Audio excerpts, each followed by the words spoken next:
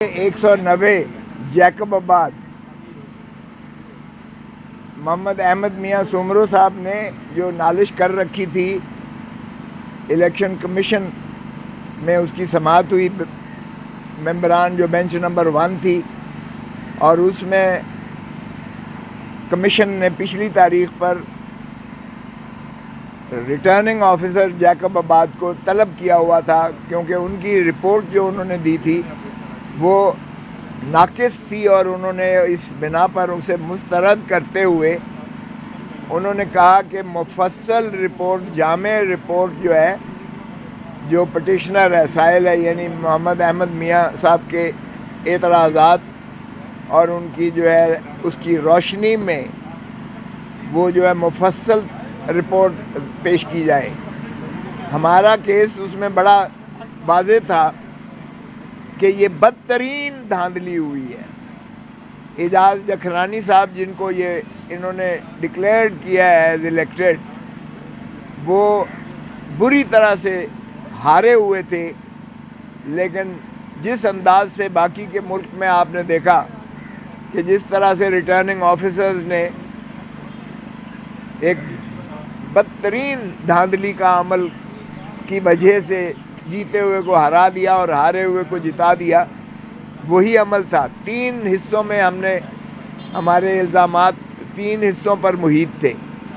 एक था pre poll rigging, एक पोलिंग के दिन वाली जो इन्होंने रिगिंग की, और एक पोस्ट पोल रिगिंग का फेज़ था, और इसमें उन्होंने 90% से ऊपर 95%, 98%, 93%, ये किसी पाकिस्तान के किसी हलके में इतने रेशो कभी भी वोटों की नहीं पड़ी है, चाहे जाए कि कच्चे के पोलिंग स्टेशंस में 99% और 93% पोलिंग हो।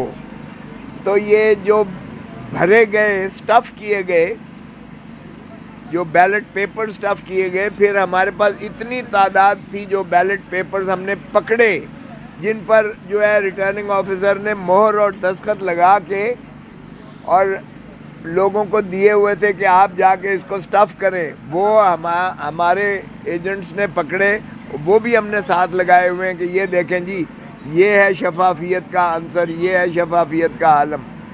फिर इन्होंने क्या किया, जहां हमें 600 और 700 वोट मिले हैं, वहां इन्होंने फॉर्म 47 और 48 में ज़ीरो कर दिया हमारा, और कई जगहों पर हमारे वोट किसी और उम्मीदवार के जो है उसमें डाल दिए, टॉल में डाल दिए।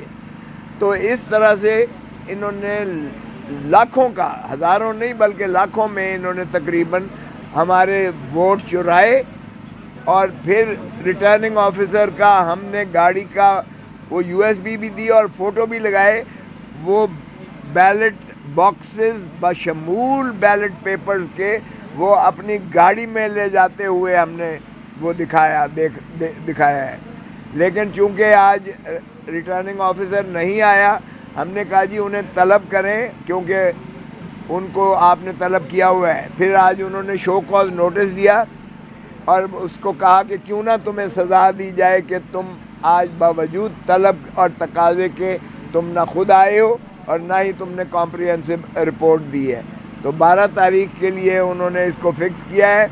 हम ये तस्वीर जो है USB पे दिखाएंगे जो ट्राइब्यूनल है, और जब खड़ा होगा सामने रिटर्निंग ऑफिसर और उसकी शक्ल भी नज़र आएगी, और उसमें जिस तरह फिर उसका भतीजा जो है एक आया है और वो ठप्पे मारते हुए, वो भी हमारे पास तस्वीर मौजूद है जाखनानी साहब का। और फिर सुमरो साहब की बहन को उन्होंने न सिर्फ ये कि धक्के देकर बाहर निकाल दिया, बल्कि तशद्दुद भी किया। और इनका एक और चीफ पोलिंग एजेंट था जिसको मार मार के उन्होंने उसको ज़ख्मी किया है, लेकिन आज तक उसका पर्चा तक दर्ज नहीं किया जा रहा है। तो ये तमाम चीज़ें ज़ाहिर है कि जब हम ट्राइब्यूनल के सामने रखेंगे और फिर उस पर स्क्रीन पर हम तस्वीर दिखाएंगे, तो मेरा नहीं ख्याल कि उनके पास कोई भी इस चीज़ का जवाब हो सकता है। और इंशाअल्लाह दूध का दूध, पानी का पानी होकर आएगा।